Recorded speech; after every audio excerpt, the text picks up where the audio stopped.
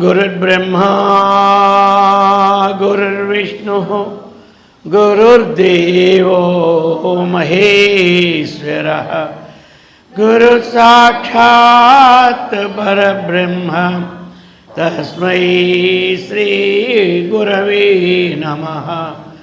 ॐ शङ्करं शङ्कराचार्यं केशवं बादरायणं सूत्रभाष्यकृतौ वन्दे भगवन्तौ पुनः पुनः। ॐ युक्ताहारविकाराय विविक्तस्थलवासिने मलयालयतीन्द्राय ब्रह्मनिष्ठाय ते नमः। ॐ कृष्णं कमलपत्राक्षं पुण्यश्रवणकीर्तनं वासुदेवं जगद्योनिं नौमि नारायणं हरिं। ॐ सहना भवतु सहनौ भुनक्तु सह वीर्यं करवावहै तेजस्विनावधीतमस्तु मा विद्विषावहै। ॐ शान्ति शान्ति शान्तिः। हरिः ॐ तत्सत्। ॐ अम्ब परमेश्वरी अखिलांडेश्वरी अम्ब परमेश्वरी अखिलांडेश्वरी आदि पराशक्ति पालय माम् आदि पराशक्ति पालय माम् श्री भुवनेश्वरी राजराजेश्वरी आनंद रूपिणी पालय माम् परमानंद रूपिणी पालय माम् श्री ललितेश्वरी चिद्रूपेश्वरी श्री चक्रवासिनी पालय माम् श्री चक्रवासिनी पालय माम्। गोपाल कृष्ण भगवान की, सद्गुरु महाराज की, जगदम्बा माता की। हर नम पार्वती पते हर हर। पवित्रात्म स्वरूपुलगु प्रियात्म बंधुलगा శ్రీ జగద్గురు శంకరాచార్య విరచిత సౌందర్యల హరి. సౌందర్యం, లోకంలో సౌందర్యం అన్నటువంటిది మనిషిని ఆకర్షింపచేస్తూ ఉన్నది.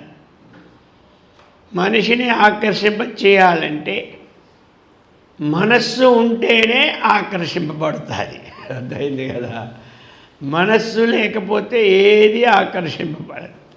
ఏ సౌందర్యాన్ని చూసిన తరువాత మానవునకు మనస్సు తాదాత్మ్యమిచ్చింది, సాష్టాంగ నమస్కారము కానీ చేయాలని తలంపు కలుగుతూ మనస్సు ఎక్కడ సంలగ్నం అవుతూ ఉన్నదో ఆ సౌందర్యమైనటువంటి భగవతీ దేవిది అని బాహ్యంగా చెప్పుకొని ఆంతరంగా ఆత్మ సౌందర్యమని మొదట విడదీసుకున్నా.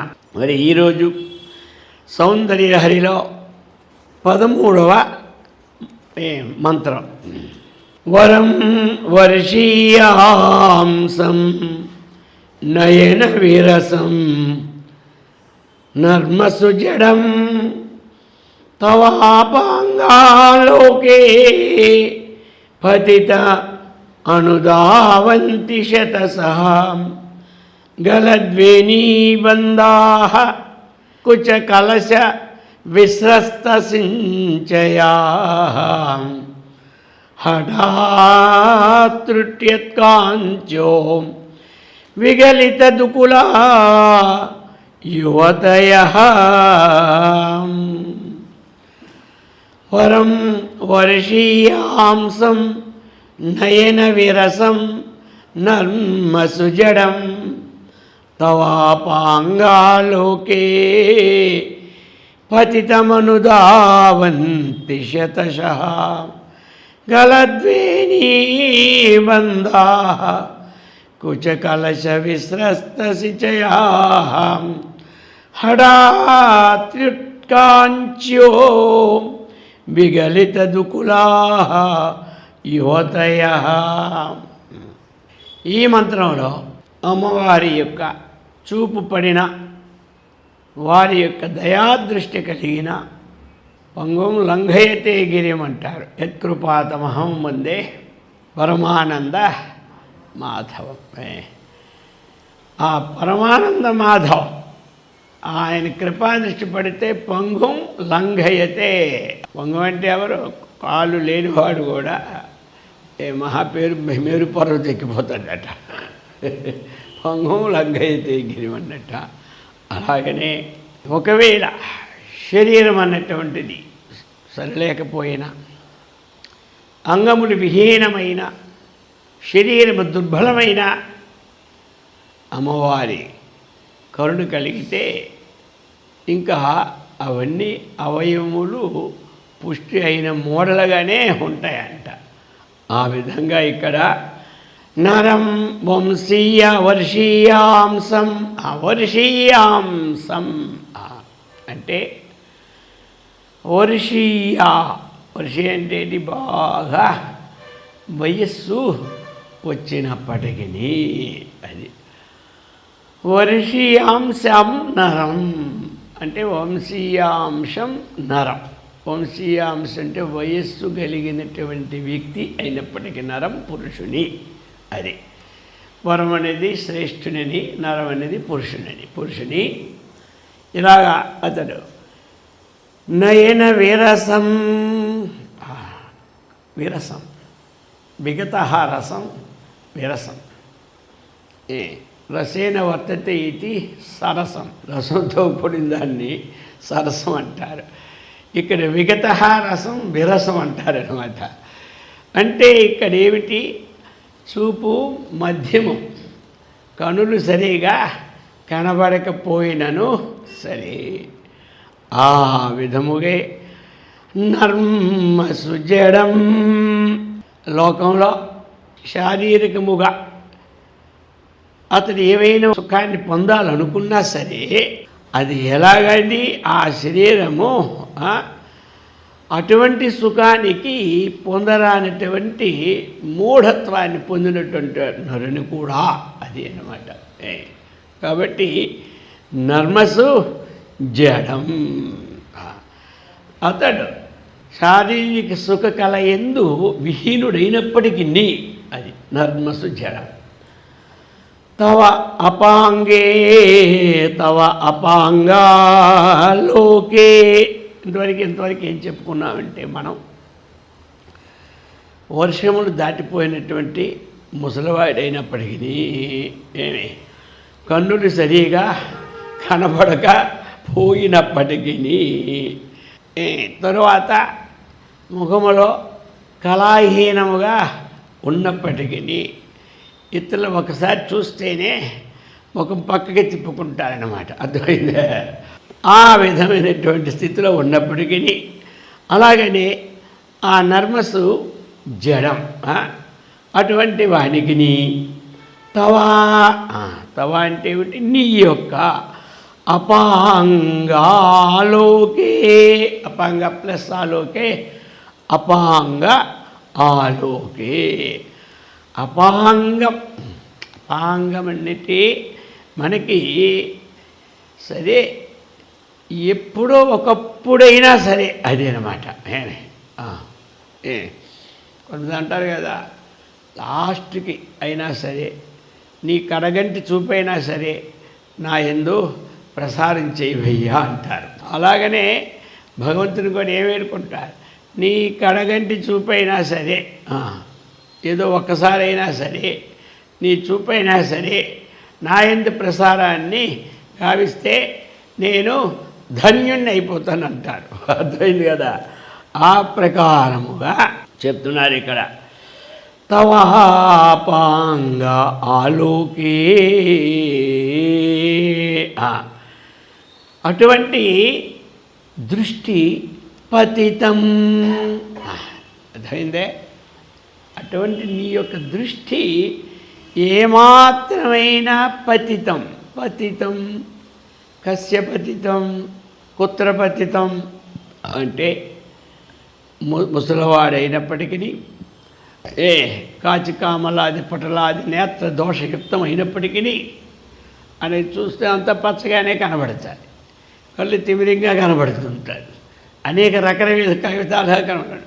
అయినప్పటికీ అతడికి శరీరలో బలం లేనప్పటికీ అటువంటి వాణి ఎందు అటువంటి వాణి ఎందు తవ అపాంగాలోకే పతితం, తమ యొక్క కృపాదృష్టి అయినటువంటిది నీ కరగంటి చూపైనా సరే పడితే అనుధావంతి శతసహ. అది అన్నమాట. అక్కడ ఏం చెప్తున్నారంటే అనుధావంతి శతసహ. అనుధావంతి అన్ని విధములుగా అతను ముందుకే పోతాడు. శతసహ అంటే అనేక విధములుగా. మరి ఇప్పుడు శతసహ అనుధావంతి, ఎవరు వారిని కూర్చి పరుగెట్టుకొని వస్తారట. అటువంటి వాడిని చూస్తే ఎవడైనా అసహించుకుంటాడు, కానీ ముందుకొచ్చినట్టు ఉంటాడు ఎవడైనా ఉండడు. కానీ అమ్మవారి యొక్క కృపా కటాక్ష వీక్షణములకు రవంతైన పాత్రుడైపోయినాడు ఎవరు? వీడు. అందుచేత అటువంటి వాడే. ఇది సాహిత్యం అన్నమాట. ఈ కిందది గలద్వేణీ బంధాః కుచకలశ విస్రస్త శిచయాః హఠాత్తు ఉత్కట్యత్తు. అది అన్నమాట. కాంచో విగలిత దుకులా యువతయః.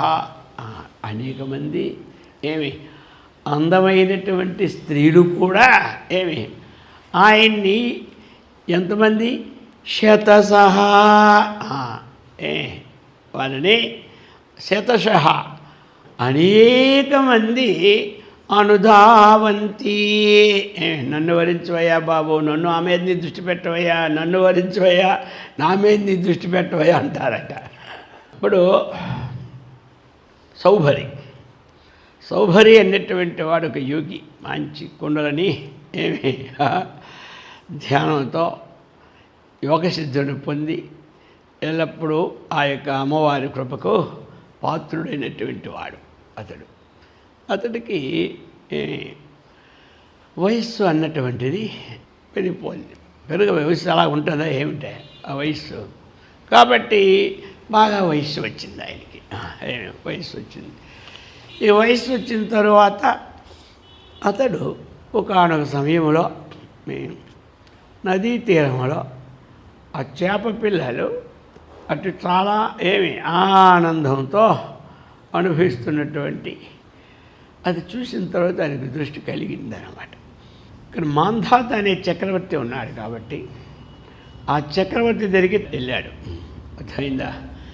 ఇప్పుడు చక్రవర్తి దగ్గరికి తాను వెళ్ళినప్పుడు చక్రవర్తి వెంటనే సాధూనాం దర్శనం.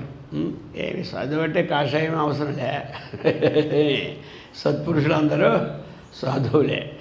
సాధువు కాషాయం ఎలాగా ఉంటుంది, కానీ సాధూనాం దర్శనం పుణ్యం, స్పర్శనం పాపనాశనం, సంభాషణం కోటితీర్థం, వందనం మోక్షదాయకం.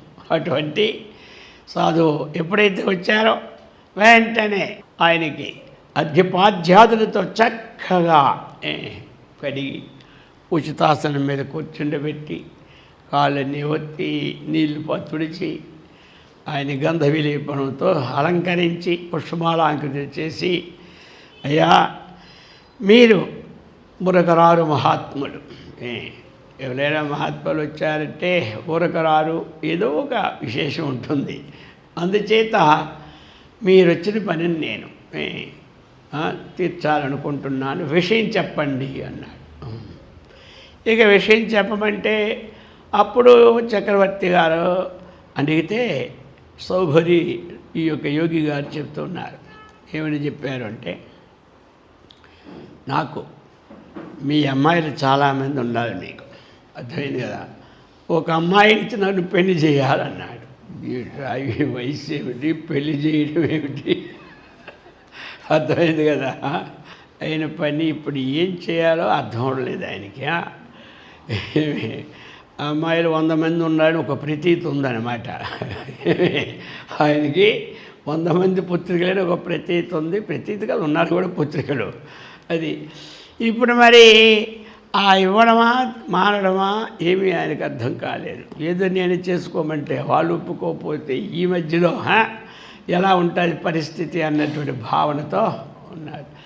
సరే ఇంకేం చేశాడు, అప్పుడు అన్నారు, ఒకవేళ అమ్మాయిల్లో మీకు వరించడానికి ఎవరిష్టమో వారికి మీరిష్టమో, కాబట్టి ఒకరిని మీరే చూసి వారు వరించినట్లయితే మీరు చేసుకోవచ్చు అన్నాడు. నా అభ్యంతరం ఏమీ లేదన్నాడు. ఇది అన్నమాట అక్కడ అర్థమైందా.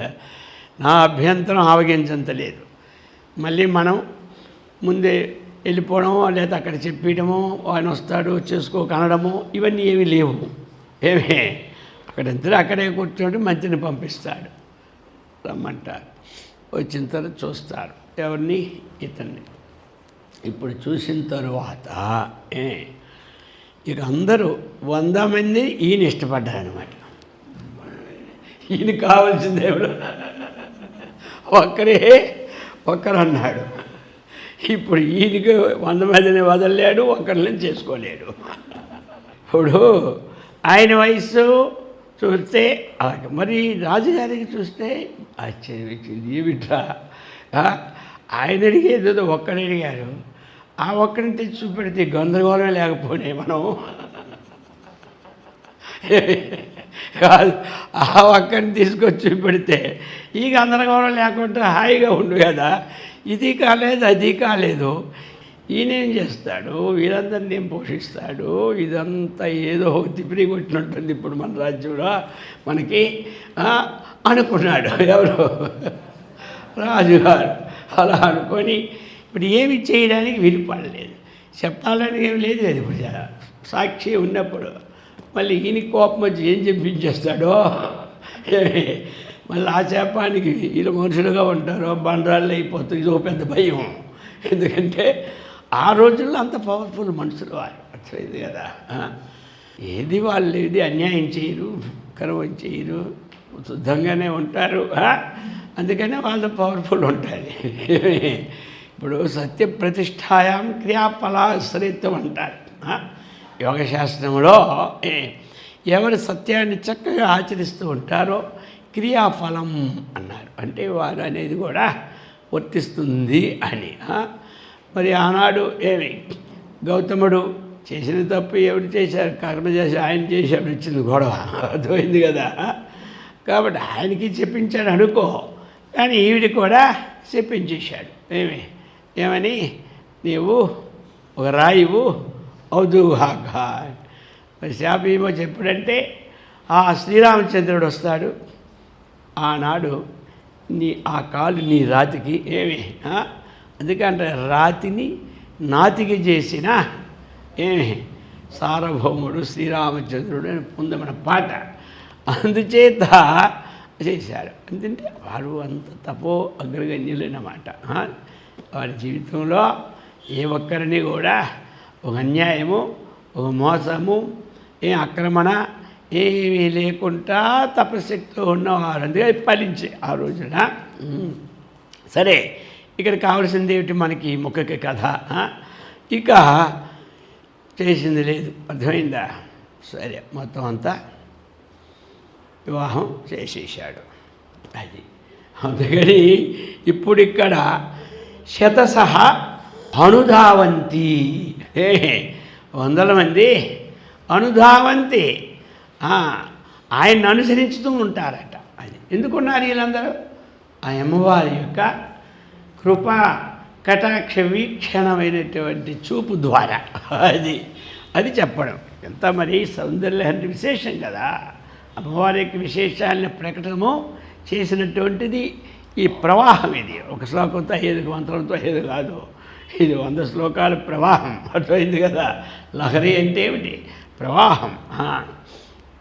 సరే, వీళ్ళందరినీ తీసుకెళ్ళిపోయారు.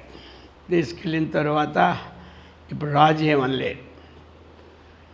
అందరినీ తీసుకెళ్ళి చాలా సరిపోయేటట్టుగా ఆహార వస్తువులు అన్నీ, గుడిసెలు, ఏర్పాట్లు, గూడారాలు అన్నీ ఏమి మొత్తం 100 మందికి సరిపోయిన ఏర్పాట్లు అన్నీ చేయడానికి సన్నాహాలన్నీ చేసేసాడు రాజు. కొన్నాళ్ళెత్తిన భాండారాలన్నీ దాసదాసీలందరినీ ఈయనతో పంపించేశాడు. ఈయన పోయినాడు అడవికి. ఇప్పుడు వాళ్ళ అడవిలో నేను ఈ విధమైనటువంటి వాడిని ఏమి అయ్యో తప్పైపోయింది, ఏదో ఒకరు పోతే మనం అందరం వచ్చామన్నమాట ఎవరికి లేదు, రాదు. అది మనసుకే రాదు.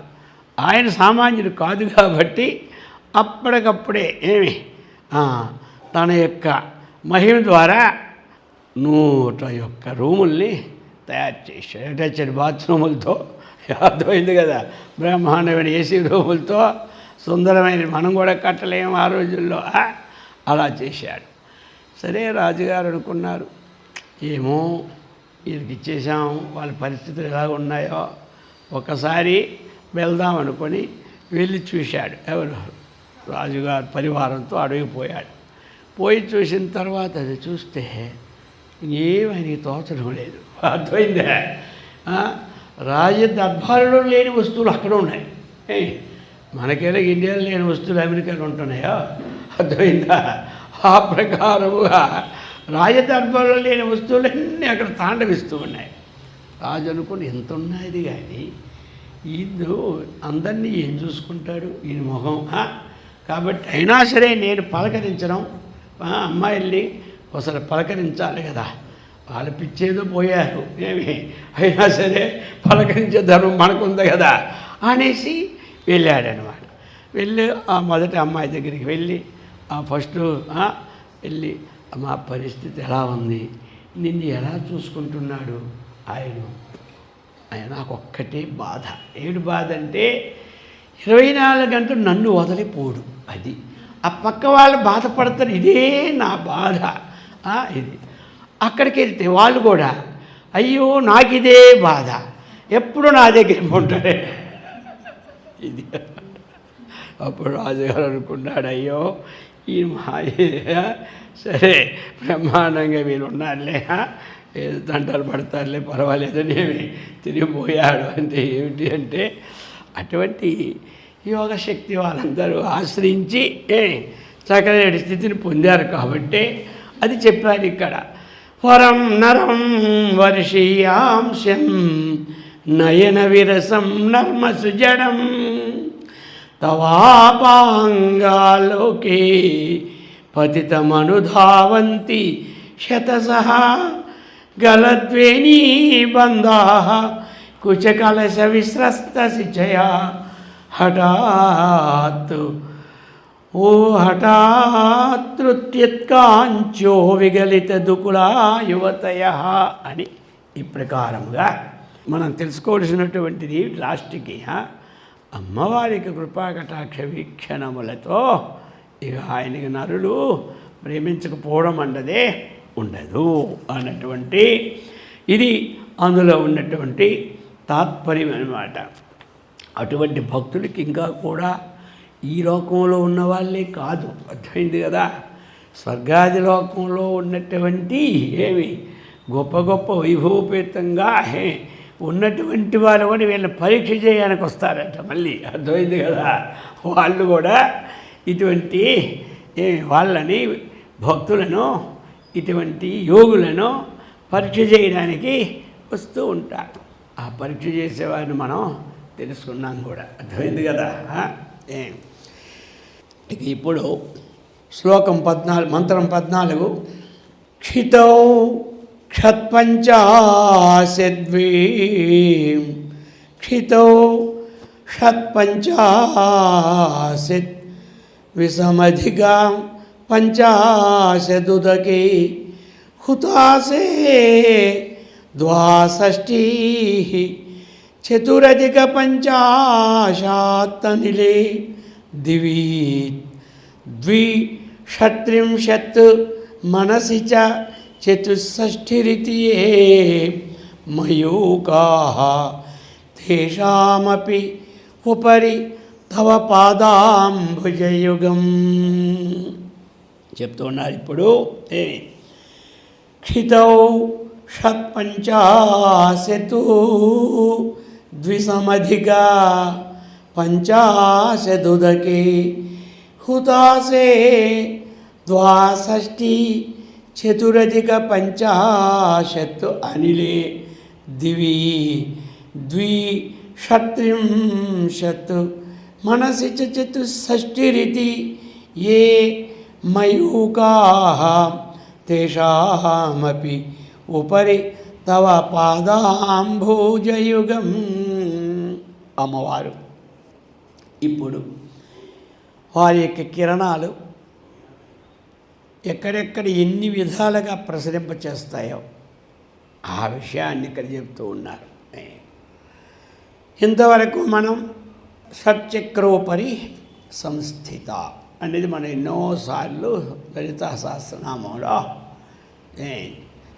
మనం వింటూనే ఉన్నాం. షట్చక్ర ఉపరి సంస్థిత నిన్న కూడా చెప్పుకున్నాం ఆ ఉపరి భాగంలో ఏ విధంగా సంస్థితమై ఉంటూ ఉన్నదో అని. ఇప్పుడు ఆ షట్చక్రాలలో ఉన్నటువంటి తత్వాలను కూడా తెలుసుకున్నాం. ఇప్పుడు ఇంకొకసారి కూడా చెప్తూ ఉన్నారు. అక్కడ మయూకాహ అంటే కిరణాలు అన్నమాట. మయూకాహ అని అడుగు ఉంటుంది, అది కిరణాలు. కాబట్టి తేషాం ఉపరి అది అన్నిటికంటేనే ఉపరి ఏమి ఇవన్నీ దాటే అక్కడ ఉంటుంది హాయిగా అమ్మవారు. కానీ ఇక్కడిక్కడ ఈ అనుష్ఠానం చేసినటువంటి వాళ్ళు ఉన్నారు. అంటే మనకి ఈ మూలాధారము, స్వాధిష్టానము, మణిపూరకము, అనాహతము, విశుద్ధము, ఆజ్ఞ ఇత్యాది చక్రాలలో అనుష్ఠానాన్ని కొంతమంది ఒక్కొక్క చక్ర అనుష్ఠానంతోనే సాధించుకుంటారు. కొంతమంది చక్షోపరి సంస్థ అన్నటువంటి 6టిని సాధిస్తారు కొంతమంది.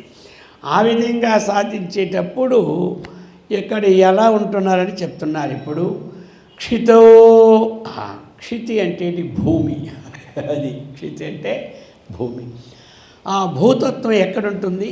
మూలాధారంలో భూతత్వం ఉంటుంది.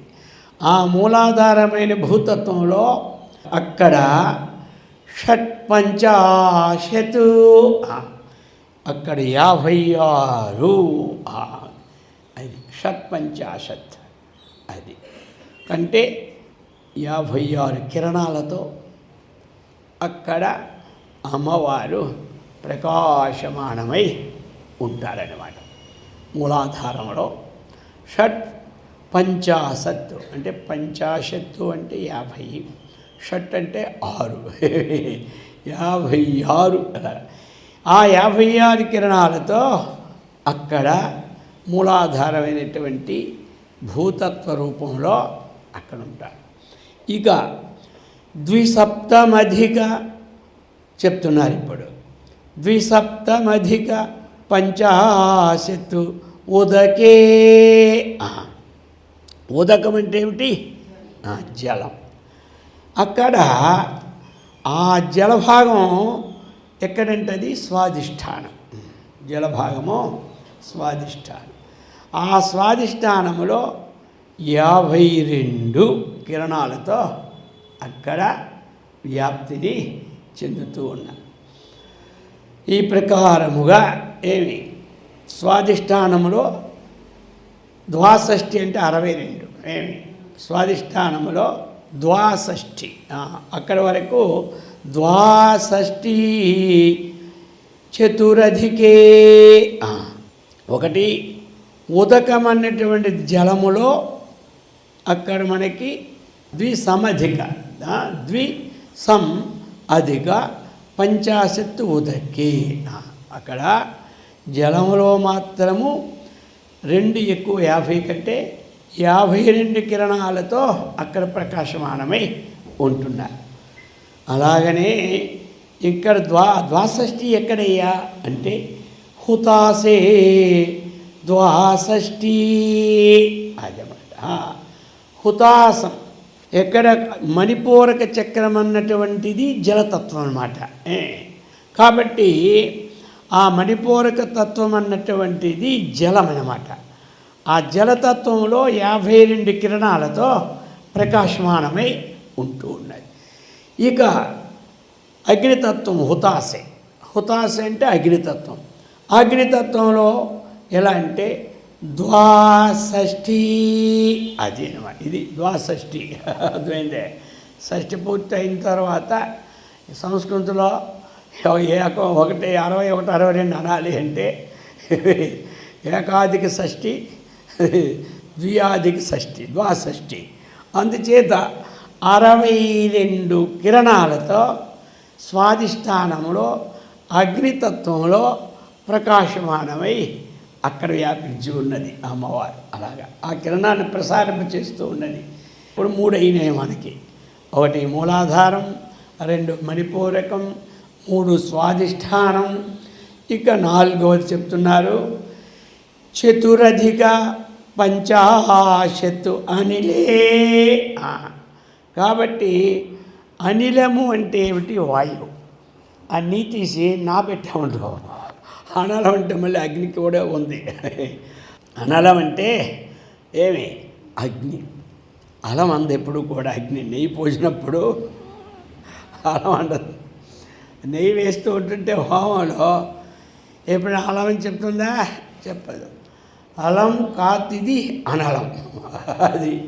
ఇది చాలు అని చెప్పదు అగ్నిదేవుడు. ఎందుకంటే పదం వచ్చింది కాబట్టి. అనలం మళ్ళీ ఎక్కడైనా వచ్చింది అనుకో, అప్పుడు ఇదేమిటో అనుకుంటారు. అనలం అని ఎక్కడైనా వస్తే డౌట్ పడకుండానికి అది కూడా ఇప్పుడు చెప్పడం జరుగుతుంది. అనలం ఎట్లా అంటే, అలం అంటే ఏమిటి? సంస్కృతిలో చాలు అని అర్థం. ఎవరైనా ఎక్కువ అన్నం కానీ ఏమి రసగుల్లాలు కానీ వేస్తూ ఉంటుంటే సంస్కృతిలో కూడా ఉన్నవారు అలం అలం అంటారనమాట. చాలు. అగ్నిదేవుడికి ఇన్ని డబ్బాలు పోసినా అలం అన్నాడు. అందుకే అనలం హుతాసే అని అగ్నిదేవుడే. సరే, ఇక్కడ హుతాసే ద్వాషష్ఠి.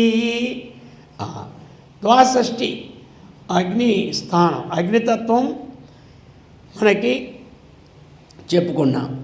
ఇప్పుడు ఎక్కడ చెప్పుకుంటున్నాం? చతురధిక 50 అనిలే. అనిలే అంటే అందరికి అర్థమైందే వాయుతత్వం. ఆ వాయుతత్వము ఎక్కడుంటుంది అంటే అనాహతం. అది అనాహత చక్రం. హృదయాకాశంలో అనాహత చక్రం ఉంటూ ఉందన్నమాట. అది ఆ అనాహత చక్రంలో వాయుతత్వంలో 54 చతు అధిక 50 అంటే అంతగా ద్వి అధిక 50 52 అనుకున్నాం. ఇప్పుడు చతు ఏమి అధిక 50 అంటే ఏమిటి? 54. అది అనమాట. ఇక చెప్తున్నాడు దివి ద్విషత్రింశత్. అదనమాట దివి అనమాట. దివి అంటే ఏమిటి? ఆకాశం.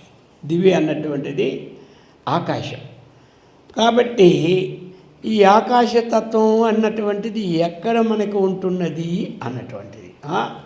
ఆకాశతత్వం అనేది విశుద్ధ చక్రం కింద తీసుకున్నారు. విశుద్ధ చక్రంలో ఆకాశం తీసుకున్నారు. ఇందులో కూడా విభాగాలు 62 అని 72 అని కొన్ని విభాగాల్లో ఉంది. కానీ కాబట్టి షట్త్రింశత్ ద్విషట్ అది ఆ ప్రకారముగా మనకి 62 తీసుకున్న 72 తీసుకున్న 2 తరగతులు ఉన్నాయి. కాబట్టి ఇక్కడ ఏదైనా తీసుకోవచ్చండి. ఇక చెప్తూ ఉన్నారు ఇక్కడ మనసిచ లాస్ట్ అనమాట ఇది. ఈ మనసిచ చతుషష్ఠి ఇది. చతుషష్ఠి అందరూ వింటుంటారు. చతుషష్ఠి కళలని వింటారనమాట. తెలుగులో ఏమంటారు 64 కళలు అంటారు. అది కాబట్టి ఇటువంటి మనస్సునందు అంతఃకరణమే మనస్సు. అది అన్నిట్లో దాని యందు 64 కిరణాలతో అది ఎక్కడ ఉంటుంది? ఆజ్ఞా చక్రం.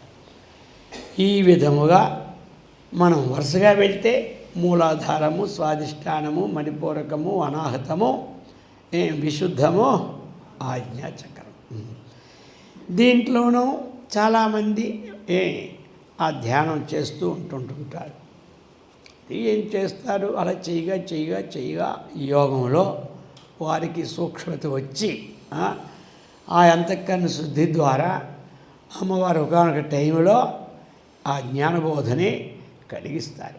ఊరకు పెట్టారు.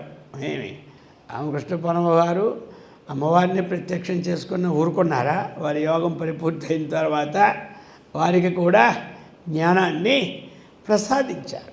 అయితే ఇక్కడ ఏమిటి అంటే ఎక్కడ అంటే వీటి ద్వారా అహంవృత్తిని పెంచుకున్నప్పుడు ఆ అహంకారం పెరిగిపోయేటప్పుడు మాత్రం ఈ సాధనలలో నాయంత గొప్పవాడు లేడు అన్నటువంటి అహంవృత్తి వచ్చినప్పుడే ఇంక ఈ జన్మకైగా ఈ మానవ జన్మ ఈ జన్మలో మోక్షం పొందడం అవదు. కాబట్టి అంత వాళ్ళని సిద్ధులు నేర్చుకున్నా పతంజలి కూడా ఆఖరికి చెప్పాడు, ఈ సిద్ధులన్నీ కూడా ఉపయోగపడతాయి. కానీ ఇవి తన స్వార్థానికి ఉపయోగించుకుంటూ ఉంటే చాలా గొప్పవి. ఇప్పుడు ఆంజనేయుడికి వెళ్ళేవేటి అందులో చదువుతూనే ఉంటాయి కదా, అష్టసిద్ధి నవ చదువుతుంటారు కదా. కానీ అతడు అవసరం వచ్చినప్పుడే ఆ సిద్ధిని తీసుకొచ్చాడు.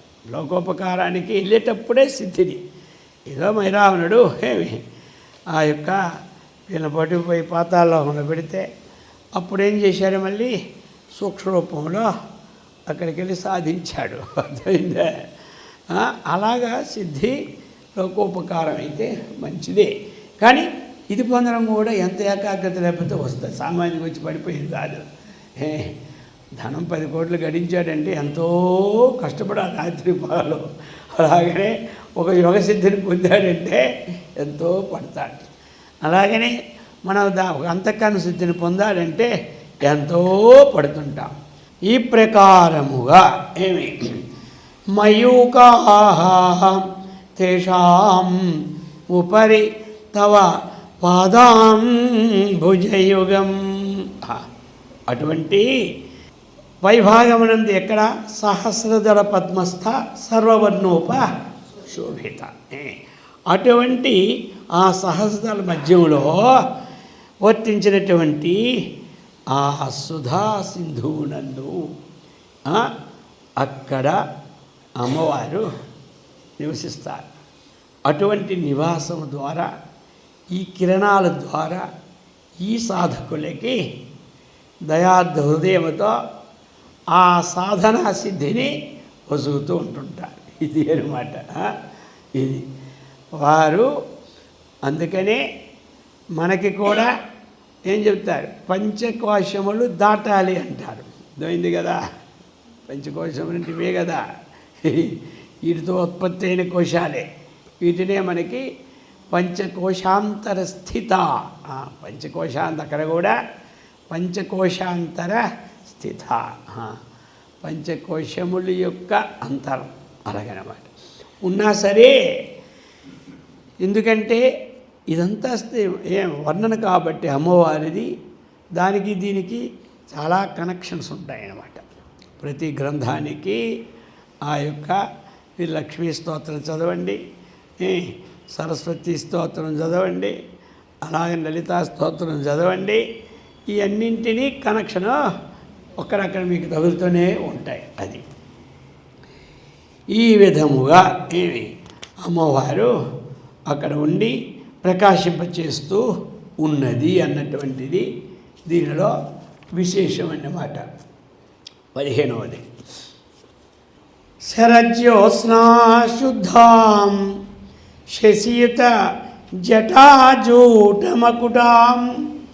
వరత్రా సత్రానస్ఫటిక ఘటికా పుస్తకకరాం సకృన్నత్వా నత్వా కథమివ సతాం సన్నిదధతే మధుక్షీరద్రాక్ష మధురిమధురీనా ఫణితయః శరజ్యోత్స్నా శుద్ధాం శశియుత జటాజూటమకుటాం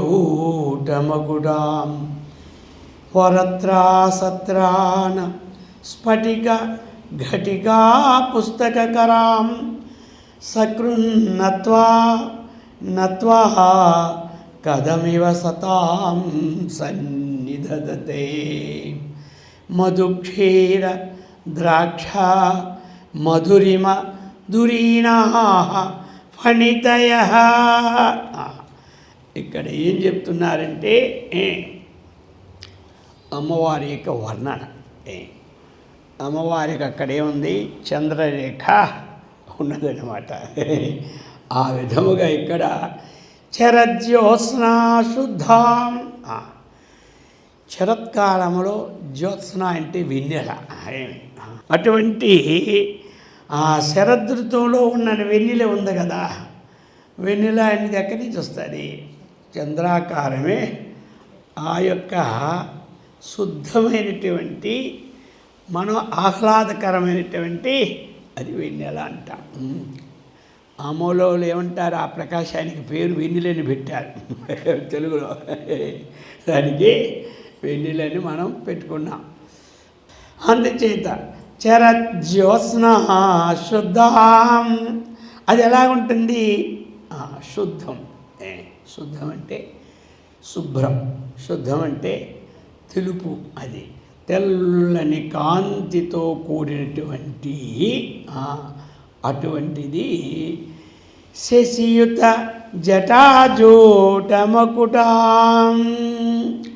ఇంకా ఎలాంటిది అంటే చెప్తున్నారు, చంద్రునితో కూడినటువంటిది. ఆ వెన్నెల ఎప్పుడు చంద్రుని వదిలి రాదు. చంద్రుని నుంచి వచ్చిన ప్రకాశాన్ని మనం వెన్నెల అని జ్యోత్సన అని అంటాం.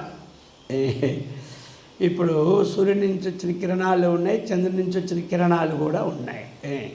అక్కడ మనము ఎప్పుడైతే సూర్యోదయం కాకముందు అది ఎలా పేరు పెట్టాము? అరుణోదయం అంటాం. అతడు సూర్యుడే, కానీ అప్పుడు ఎలా ఉంటాడంటే ఎరుపుదనముతో చూడడానికి ముచ్చటగా కనబడుతూ ఉంటుంటాడు. అర్థమైంది కదా? అటువంటి శరజ్యోత్స్నా శుద్ధం శశియుత ఆ జాబిలితో కూడినటువంటిది, వెన్నెలతో కూడినటువంటిది జటాజూటమకుటాం.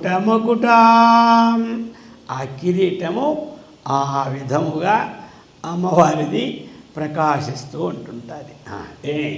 శరజ్యోత్స్న అది ఎలాగైతే చూసినప్పుడు ఆనందదాయకాన్ని మనకిస్తూ ఉన్నదో, అలాగే అమ్మవారు పెట్టుకున్న కిరీటము కూడా అది మనకి వెన్నెలల ఆనందదాయకముగా శక్తియుక్త జటాజూట ముకుటాం. అది ఇక కొంతమంది శిఖలో పుష్పం పెట్టుకుంటారు. మరి అమ్మవారి కిరీటానికి పుష్పం ఏమిటి అంటే ఈ బాలచంద్రుడే ఈ పుష్పం అన్నమాట. అమ్మవారి శిఖలో పుష్పం ఏమిటి అంటే ఈ బాలచంద్రుడే పుష్పముగా ప్రకాశిస్తూ ఉంటుంటాడు. వేరే పుష్పం పెట్టుకోవాల్సిన పని అక్కడ లేదన్నమాట. ఆ కిరీట ముకుటంలో ఈ చంద్రాకారమైనటువంటిది ఎలాగైతే ఒక శిఖలో పుష్పం పెట్టుకుంటారో ఆ విధంగా చంద్రుడు అక్కడ పుష్పముగా ప్రకాశమానముగా అమ్మవారి అలంకారంలో ఉంటారు.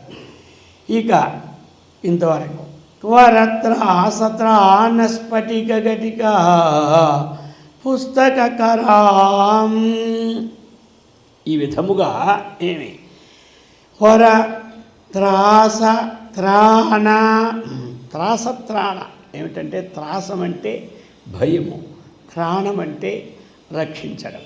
అది ఇక్కడ త్రాస అంటే భయం అన్నమాట.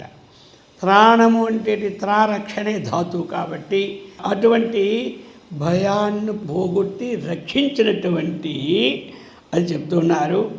రక్షించిందైనటువంటి ఇష్టార్థములు వసగునిదైనటువంటి ఖరాం పుస్తక ఘటిక ఒక వరముద్ర, అభయముద్ర అన్నమాట. ఒక చేతిలో అభయం ముద్ర అది. అటువంటి స్ఫటిక ఘటిగా స్ఫటిక ఘటిక అది.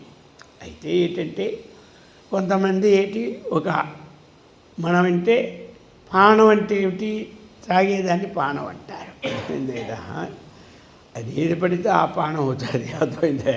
క్షీరపానం అయితే లేదా జలపానమా అలాగనే ఒక చేతిలో ఆ పానపాత్ర ఉంటుంది అన్నమాట. ఒక చేతిలో అది రక్షించడం. ఎవరు రక్షించడం? మనల్ని ఈ శిష్టులని రక్షించడం. ఆ శిష్టులందరూ కూడా మరి రక్షించడానికి ఎప్పుడూ అభయహస్తం ఉంటూనే ఉంటుందన్నమాట. అది ఎప్పుడు అవసరం ఉన్నప్పుడు అభయం చూపడం కాదు. ఒకసారి ఆ హస్తం ఉంటే అది ఎల్లప్పుడూ హస్తం అలాగనే ఉంటుందన్నమాట. అందుచేత వరత్రాసత్రాన స్ఫటికా ఘటికా పుస్తకరాం అటువంటి ఈ హస్తం ఎలాంటిది అంటే మనకి భయాన్ని పోగొడుతుంది. ఇంతవరకు అమ్మవారిని ఏమి ఆశ్రయించి భయం పోగొట్టు ఉన్నవారే అందరూ కూడా. ఇక ఆ పానపాత్ర ఎలా ఉందో వర్ణిస్తున్నారన్నమాట. స్ఫటిక ఘటిక ఝటిక రెండే పెట్టుకోవచ్చు అర్థాన్ని. అంటే అది స్ఫటికమణులతో నిర్మింపబడినటువంటి పాత్ర ఉంటుంది. ఏమంటారు? అది స్ఫటికమణులతో నిర్మింపబడినటువంటి అటువంటి పాత్ర అది. ఆ విధముగా ఇక చెప్తూ ఉన్నారు ఇప్పుడు. ఈ ప్రకారముగా పుస్తకరాం ఇంకా కూడా ఒకటి ఉందన్నమాట. ఏమిటి అంటే రెండు ఇక్కడ స్ఫటికమణులతో కూడిన పానపాత్ర ఉన్నది. స్ఫటికమణులతో కూడిన జటిక అని అర్థం తీసుకుంటే, ఘటిక అని అర్థం తీసుకుంటే స్ఫటికమణితో నిర్మింపబడిన పానపాత్ర అని అర్థం. అదే పాఠాంతరములతో జటిక అన్నటువంటిది ఒకవేళ ఎక్కడైనా ఉండి తీసుకుంటే అక్కడ స్ఫటికమణులతో గుచ్చబడినటువంటి అక్షమాల రెండు పాఠాంతరంలో ఉన్నాయి కాబట్టి ఘటిక ఇంకోటి జటిక. ఘటిక అని అర్థం వస్తే పానపాత్ర, జటిక అని అర్థం వస్తే ఆ స్ఫటికమును నిర్మించినటువంటి అక్షమాల అది. అటువంటి ఈ ప్రకారముగా త్వాన్ ఈ ప్రకారముగా భావించి ఒక్కొక్కరు ఒక విధంగా భావిస్తూ ఉంటుంటారు. ఒక్కొక్కరికి ఒక్కొక్క రూపం సక్సెస్ఫుల్ అనమాట. కొంతమందికి ఆ ఒక రూపం చూస్తేనే పూజిస్తారు. వాళ్ళకు కూడా కొంతమంది ఏమంటారు, తాంత్రికులని పేరు పెడుతుంటారు. అందరూ తంత్రం అంటే ఉపాయం అనుకోండి, తంత్రం అంటే శాస్త్రం అనుకోండి. మనకది చూస్తే ఏమవుతుంది, భయం అయిపోతుంది. అమ్మవారి యొక్క సాత్విక రూపమే ఉండాలి. అలాగా ఈ రూపంతో ఇంతవరకు వర్ణించిన వర్ణనా రూపము ఎవరికి కష్టమైన రూపమో కాదు. అర్థమైందా? అటువంటి రూపాన్ని ఎవరైతే సకృతు నత్వా, అది ఆ రూపాన్ని మనసులో చక్కగా భావించి, ఒక రూపం మనసుకి రావాలి అంటే బాహ్య రూపాలు ఒకసారి చూస్తే వస్తాయి, కానీ ఏమి ఈ దైవ రూపాలు 10 సార్లు చూస్తూ ఉంటున్నారు. ఈ బాహ్య రూపాలు ఒకసారి చూస్తే చాలా అది ఉండిపోద్ది. ఫలాని వస్తువు బాగుంది, ఆ రూపం బాగున్నది అంటే 10 సార్లు చూడక్కర్లే. కానీ దైవ రూపం ఉన్నది మనసు నిరాలంటే ఇంత రూపం చూసినా ఎక్కడికో పోతూనే ఉంటుంది ఏమిటి మనసు. అందుకనే ధ్యానం చేసేటప్పుడు, జపం చేసేటప్పుడు ఇష్టదేవతని ఎదురుగా పెట్టుకోమనడానికి కారణం. గట్టిపడిందాక ఎందుకు పెట్టండి, ఇప్పుడు తిరిగి పోయే స్వభావం. ఇది ఒకసారితో నిలిచిపోతే తొందరగా ఆ మోక్షిని పొందిపోతాడు, అని చచ్చిపోడు, ఆ విజ్ఞానం పొందిపోతాడు. కాబట్టి అటువంటిది అది ఒక్కసారితోనే పొందాలంటే పుణ్యం ఎక్కువ ఉండాలి. అది ఉన్నదంటే ఇంక ఎక్కడ చూసినా అదే రూపం కనబడుతుంది. ఇప్పుడు రామకృష్ణ పరమహంసకి రూపాంతరం ఎప్పుడూ లేనే లేదు. మరి ధ్రువుడికి కూడా రూపాంతరం లేనే లేదు. ఎప్పుడైతే రూపాంతరం కనబడిందో అప్పుడు తెరిచాడు. ఇప్పుడు ఉన్న రూపము ఒక రూపాన్ని చిత్రించాడు నారదుడు, ఆ చిత్రరూపానికి కదలిక లేదు. అర్థమైంది కదా? ఆ నారదుడు చిత్రించిన రూపానికి కదలిక లేదు. ఆ రూపాన్ని చూస్తూ నువ్వు ఈ మంత్రాన్ని పఠించు. ఓం నమో నారాయణ కానీ, లేక ఓం నమో భగవతే వాసుదేవ్ కానీ, ఆ రూపాన్ని చూస్తూ ఆయనకు అలాగ తన్మయత్వం చెందిపోయినాడు. ఎవరు? ధ్రువుడు. చెందిపోయిన తరువాత ఎప్పుడైతే ఇతనికి కదలిక రూపం కనబడింది, దేవుడా నా రూపం ఎక్కడ పోయింది ఇలా చూశాడు. ఎవరు?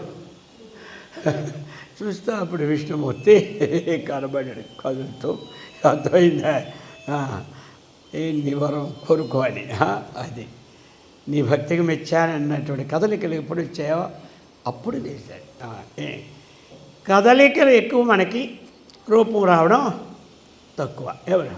మనకి ఈ కదలికలు వచ్చి రూపం పొందక 5 నిమిషాలైనా నీ రూపం నుంచి ఉంచమ్మా, తర్వాత నువ్వు కదులు, నేను వద్దన్నానా, ఎక్కడ ఏ రూపం వచ్చినా నాకు పర్వాలేదని మనం మొత్తుకుంటాం. ఇప్పుడు మీరందరూ విన్నదే. ఇప్పుడు ఒక గోపిక ఆ కృష్ణుని తన్మయత్వాన్ని పొంది, కృష్ణ ఉదయం 9 కూర్చున్నాను నీకు ధ్యానంలో, ఇప్పుడు టైం ఎంత అయింది? 1 గంట అయింది అని. ఇప్పుడు టైం కాదు, అప్పుడు టైం చెప్తుందమ్మా. 1 గంట అయింది.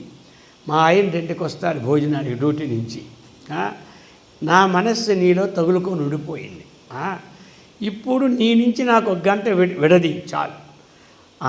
ఆ వంట అయిపోయి భోజనం అయిపోయి మళ్ళీ నా మనసు నీకు సెటప్ చేస్తాను అని వేడుకుంటుంది. ఎవరు? మనమంతా 10 నిమిషాలు నీ యందు ఉంచితే చాలు, అంతకంటే నాకు పరమార్థం ఈ జన్మలో అక్కర్లేదు, కానీ ఈ 10 నిమిషాలు ఉంచే స్థితిని మాత్రం ప్రసాదించు దేవా అని మనం మొక్కుతున్నాం. ఆ అమ్మమ్మ రోజు ఇదే ఆ అమ్మకి వచ్చిన గొడవ. అర్థమైందా? ఇప్పుడంటే మనకి అలారాలు పెట్టుకుంటా మోగుతూ ఉంటుంటుంది. అప్పుడు ఏం అలారాలు? చీకటి 4 గంటలు కోడి కూస్తేనే 4-5 లేరా అంటారు. అదనమాట అవి అలారాలు. అలా ఉంది. అందుచేత ఈ ప్రకారమైనటువంటి అటువంటి సౌందర్యమైనటువంటి ఆ రూపాన్ని చూస్తూ అది సకృన్నత్వా నత్వా కదమివ సతాం సన్నిధత్తే. సకృత్తు అంటే ఒక్కసారి ఆ అమ్మగారిని నిన్ను సకృతు, అసత్కృత్ అంటే అనేక మార్లు, సకృత్ అంటే ఒక్క మారైనా సరే, నత్వా నమస్కరించి ఏమి అమ్మవారిని. కాబట్టి సన్నిధతే అటువంటి నమస్కారం చేసిన వాడికి ఏది ప్రాప్తం లేకుండా ఉంటుందని ఇటువంటి చిహ్నాలతో కూడినటువంటి రూపాన్ని చక్కగా ఒకసారైనా చూసి తమేత్తం చెందేవాడికి ఏది సంపాదించి సన్నిధతే, ఏది నా సన్నిధతే, ఏది ప్రాప్తింపుకుంటూ ఉంది, కథం ఏ విధంగా ప్రాప్తింపుకుంటూ ఉంటుంది అంటున్నాడు. సత్వాత్వా అంటే నిన్ను, ఏమి సకృతునత్వ ఒక్కసారి నమస్కారం చేసినటువంటి వాడికి సతాం, సతాం అంటే ఎవడు, సతాం సంగోహి భేషజం. కాబట్టి సత్పురుషుడికి భేషజం ఏమిటి? సతాం అంటే సత్పురుషుడు, సత్పురుషుడికి భేషజము అంటే ఏమిటి? ఔషధం ఏమిటి? సత్పురుషుడికి సత్సంగమే ఔషధం. అందుకే సతాం శబ్దం అక్కడ కూడా వచ్చింది. ఇక్కడ సతాం అటువంటి సత్పురుషులుకి నా సన్నిధతే, సన్నిధతే అంటే అనుగ్రహం. నా సన్నిధతే అంటే అనుగ్రహం లేకుంటే ఎలా ఉంటుంది? వాళ్ళకి ఎలా ఉంటుందంటే సత్పురుషులు అప్పుడు వారు కానీ ఒకవేళ ఏమి ఆ అమ్మవారిని స్తుతించాలనుకున్నారనుకోండి, స్తుతించాలనుకుంటే ఇప్పుడు మనమంటే స్తుతించలేం. ఆ సంస్కృతం నేర్చుకున్న వారు కూడా సరిగా నేర్చుకోకపోతే ఎక్కడది లఘువో, ఎక్కడకు గురువో, ఎక్కడేమైపోతుందో తెలియదు. వాళ్ళు స్తుతించని భయపడతారు. బాగా నేర్చుకున్న వాళ్ళే స్తుతిస్తారు. ఇటువంటి రూపాన్ని చక్కగా ధ్యానం చేసినటువంటి వారు ఏదైనా సరే చెప్పాలన్నా, ఒక స్తోత్రం చదవాలని అనిపించినా వారికి ధాటిగా ధారావాహికంగా ఉత్పత్తి అయిపోద్దట. అది చెప్తున్నారు ఇక్కడ. సతాం సన్నిధతే ఫణితయ దురీనా ఫణితయ. వారికి ఏమిటి అంటే దురీనా, అట్టి మంచి చక్కనటువంటి వహించి ఎలాగా పని వాళ్ళ వాక్కులు ఎలాగ ఉంటాయో తెలుసా? మధుక్షీర, ద్రాక్ష, మధురిమ. అది ఆ ద్రాక్ష ఎలా ఉంటుందో అలాగా ఆ మధుక్షీరం ఎలా ఉంటుందో అమృతం, అలాగనే ఆ మధురిమ, ఆ యొక్క ఆ కంఠము ఆ విధమైనటువంటితో దురీనాహ, ఇవన్నిటితో కూడినటువంటి మధురములైనటువంటి ఫణితయ, వారికి మధురములైన ఫణితం, మంచి వాగ్వైఖరి, వాక్కులు వారి నుండి వస్తాయి. అమ్మవారిని ఈ ప్రకారమైన రూపముతో ఉండేటప్పుడు వారికి వచ్చిన వాగ్వైఖరి రూపంలో అత్యద్భుతం అప్పటికప్పుడే. మరి లేకపోతే మరి చదువుకున్న వాళ్ళకి ఎలాగా వస్తాయి? ఏమి బాగా కష్టపడితే చదువు రానివాడు కూడా వచ్చేస్తుంది ఇక్కడ. అది విశేషాలు మనకి విని ఉన్నాం, అర్థమైంది కదా. కాళిదాసు చరిత్ర ఏమిటి తెలుసా?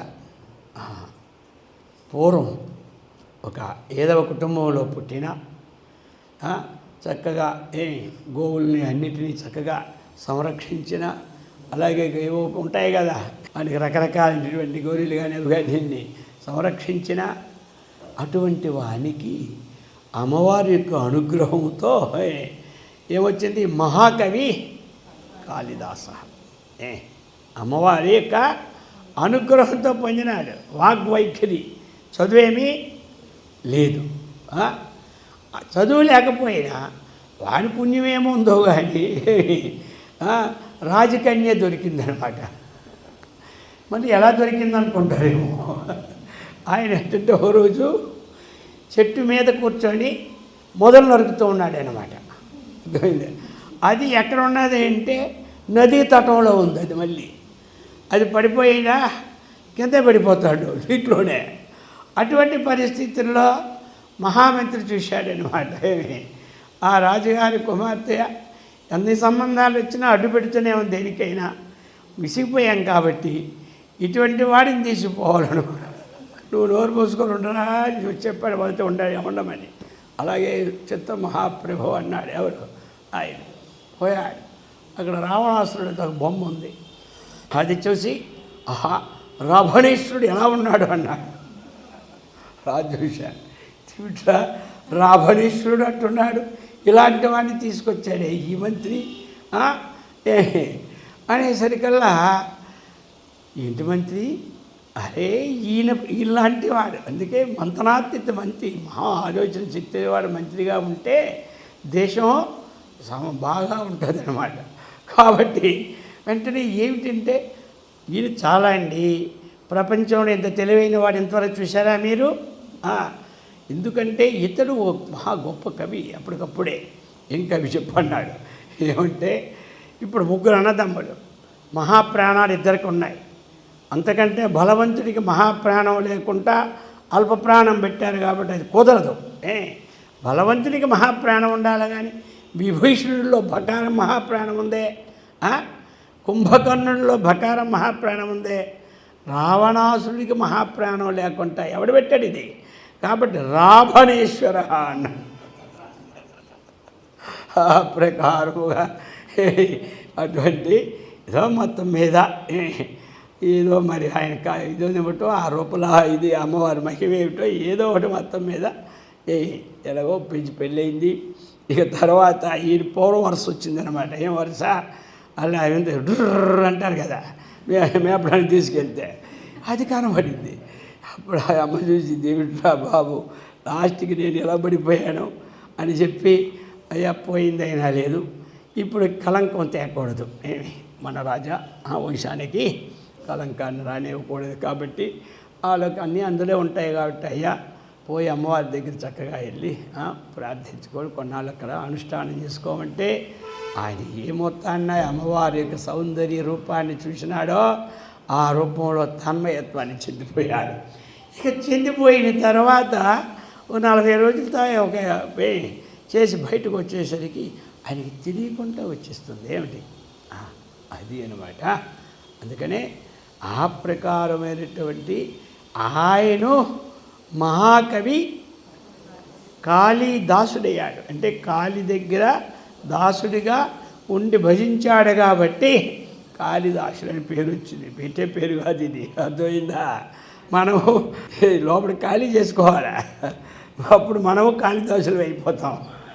అంతఃకరణాన్ని ఎవడు ఖాళీ చేసుకున్నాడో వారందరూ కాళిదాసుడే. సరే, మొత్తం మీద ఈ కాళిదాసుడు బ్రహ్మాండమైనటువంటి సాహిత్యంలో అంత గొప్పవాడు ఏమీ లేడు.